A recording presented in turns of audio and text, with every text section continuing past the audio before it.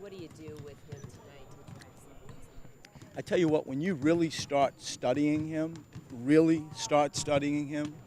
and you sort of can't believe the variety of ways that he scores. He does some things that you see, a young Joel Embiid, and DeMarcus. There are some things in trail and threes and being able to put it to the floor that you say are kind of similar. Just DeMarcus does it, with a higher level of experience. And so the growth of his game, shooting threes, up faking, and being able to put it on the floor and make one extra move and avoid a charge where it's just not a runaway straight line train. He's got some guard shake to him. He just scores in a bunch of ways. He might be the most difficult player to defend in the NBA right now because of all the ways he can score. Not sure how much they'll end up actually on each other, Joel and DeMarcus, but do you think this could be, given DeMarcus' kind of distinct personality, this could be as good of a mental test as any maybe for Joel to go up against a guy like him? I think for sure it's going to be fun for the fans. I think you're going to see, a competitive side that is real. Both of them. I know Joe will end up on him from time to time. I just feel like you're going to see something that Joel would want to have the opportunity to guard him. I'm sure DeMarcus, with his experience and profile in the league and more longevity in the league, is going to want to draw his line in the sand and say, welcome to the league, young fella, type stuff. But I think it will be a real sort of, from a fan standpoint, a fun matchup to watch. Right. Can I ask you, I know this sounds crazy to say it, but with all the things you said about DeMarcus Cousins and all the things we think about off the court with him, would you say he's like one of the most underrated players, even though he's a good player, but when you think of him, you don't think of matchups. You think of, some of the things he does off the court. When I think there's truth to your comment, because maybe some of the off-court stuff does dilute a little bit his true talent, because he is, and I stand by it. It'd be hard-pressed to find anybody that's a more difficult defensive assignment in the NBA right now. He had 55 the other night, and he does it in a variety of ways, and this growth to his three-point game has taken it to a higher level. And so I feel like the league completely understands just how gifted he is as an offensive player. Perhaps in totality, the marketplace, maybe doesn't judge him like they should, and they should, because he really is a scary proposition on how do you guard him. How much does help defense come into play with DeMarcus, especially when he stretches out to three? Think about the help defense. It does, but it's harder to help on a pick and pop 7-foot guy. Usually it means you're going to be in rotations. Somebody's going to have to rotate over as, Dirk or DeMarcus. Like even I'm watching the Spurs game yesterday, and you watch LaMarcus Aldridge go 8 for 8 from about 18 feet. Bam, bam, bam, just didn't miss. That's a high efficiency. That is a highly efficient player that can do that. And DeMarcus, when he picks and pops, you got a decision. Did you switch it? Did you full rotate? Did you live with it? That's all on the table. And so him in a perimeter poses those types of challenges. And then him at a post, kind of similar. Do you play one-on-one, let Joel or Jaleel or Nerlens guard him? Or do you give some help? And I think that he's proven that he's hard to guard one-on-one, and probably he's going to require some help. If you strip down minute restrictions and that whole concept, the fact that Joel simply, as a rookie, averaging 24 and a half minutes per game, is that a good, valid number for a rookie to be doing work? I think he's top 5 in minutes played. If you break restrictions aside. You're saying, is that just a good in general? Is that a healthy number or above average number? I think because you started out the question saying if there were no minute restrictions, and then you asked, is that a good number? I think that he's got way more in him. I think that, I can see him going to, 30, 32, where that's my version of way more. 30, 32 of play that his conditioning and the speed of the game, all those things, doesn't drown him. I feel like when I see him go more than like 6-7 minute clumps right now, even with that 28-minute restriction, you can see that there is a wear down as you get to the latter stage of that type of time frame. I feel that if somebody said, well, you got 32 minutes, you divide that up in different sections and you'd manage it and you'd take it, and he could deliver with that. I just feel like the length of whatever section we're talking about is more important than the end minute number we're talking about. He keeps talking about wanting to get his legs underneath him. How have you seen that progress to this point? I think it's great that he admits that. We talk about it. It's getting there. Look at the first play of the game the other night where he had Chris on him, and he gets it at a post, and he turns and faces, really an isolation spot, just goes at him, and that's a man's move. You step back and you go, wow.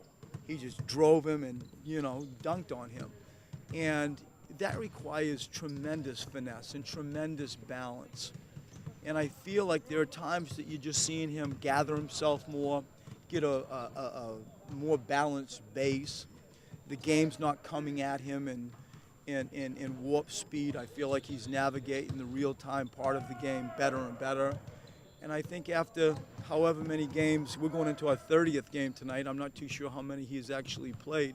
I think all signs are pointing that he, for sure, is gathering sort of a better balance and a base to his overall game. Right. Now here's another crazy question. Not really crazy, but when you think of it, he's a rookie, and if he didn't miss any games, he would be in the top 5 in the NBA in block shots. He would be in the top 10 in three-pointers, in addition to his scoring average. So you look at him and you typically say a rookie doesn't make the All-Star game. But then when you factor in all those things being said, he's putting up All-Star type numbers. There is no doubt in my mind that he is a serious consideration for that. Mm-hmm. He hasn't done much wrong for him not to be legitimately considered for that game. Mm-hmm. And I feel like his upward path, as we've seen over this little tiny period of his NBA short-term life, is completely moving forward and up and up and up. And all indications analytically, all gut feel that we have as a staff, me as the head coach, say that he's going in the direction. And I think, as you hear me say from time to time, that there is a leadership part of his game that is growing that you just can't measure with any statistical information. And that's a part of it, to me, is as exciting.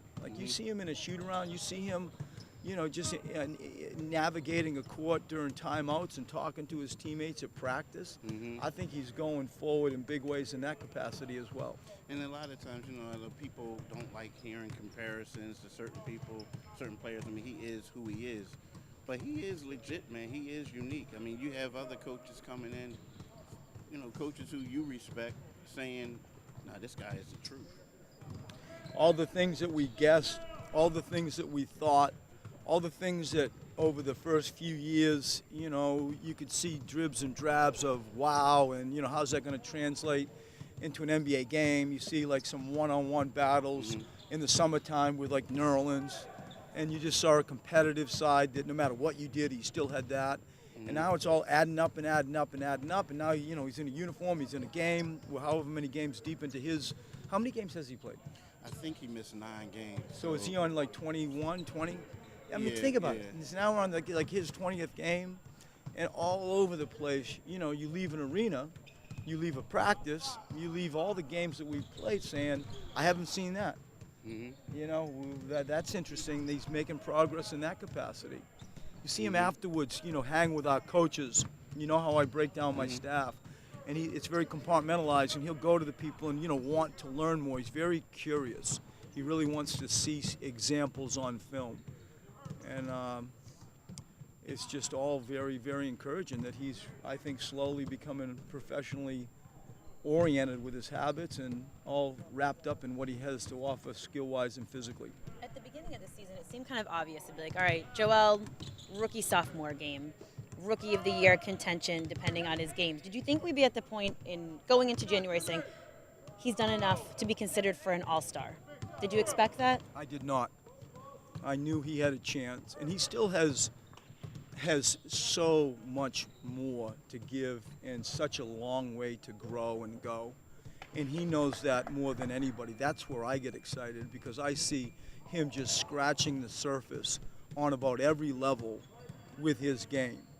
And even with that, to me, truthful comment and factual comment, he's pretty good as we see it. And to think like we'd be talking about this back when in January, having only played 20 games, I think it has caught probably everybody off guard. For all the stats that we talk about with Joe that are obvious on the box score, what's a stat that stands out to you that we don't talk about a lot, or that maybe isn't as recognized? I think two things, and I'm going to leave with two things. When you look at his defensive, our team's defensive numbers with him on the floor, all over the place, it's just such a dramatic stat of how impactful he is. Because when you take him out, then you say, well, now you know what's going on. There is a canyon in between him on the floor and him not on the floor. That is probably my first thing, because that is how we need to grow our program. I think the other thing that is not measurable is there is a competitiveness of him, diving on a floor, flying into the stands, giving a chest flex or a, fist pound to the crowd. Like, there's no stat that measures that. That is also, I think, can be inspirational to our team and certainly embraced by the city. Those two things first come to my mind. Are you getting scared, though? I mean, because it seems like, I watched the Phoenix game on television, I was like, uh-oh. He hits goes past the water cooler. Then I he do. Gets up, but yeah. I do. Uh-huh. And, I do. On one level, you step back and you say you got great respect for his just commitment, his toughness, his fearlessness. And then about an eighth of a second after you respect and appreciate it, you're like sprinting to the sidelines to, drag him out of the crowd and make sure that he's okay. It's stuff that you'd rather water down than teach. People either have that or they don't. Mm-hmm. And I think watering that down and pulling that type of thing back is a lot easier than, trying to coach it, teach it, or promote it. And I guess the last thing is, let's talk about Nick for a second. Here's a guy, he's coming back. Guys always take say the right things. But it kind of like, when you come back to a place that basically kind of gave up on you and that you're playing well and you found your niche like he has, I mean, can you just think about what's going through his mind, you think is going through his mind today? I think he wants to prove that people made a mistake. That's what you'd hope he would do, and that's what you'd hope he would say. He may take a politically correct road, but down deep, I hope that's what he's thinking. And he has put in the time. He has had a good year. We missed him the other night. We all felt when Phoenix crawled into us and just athletically stood us up.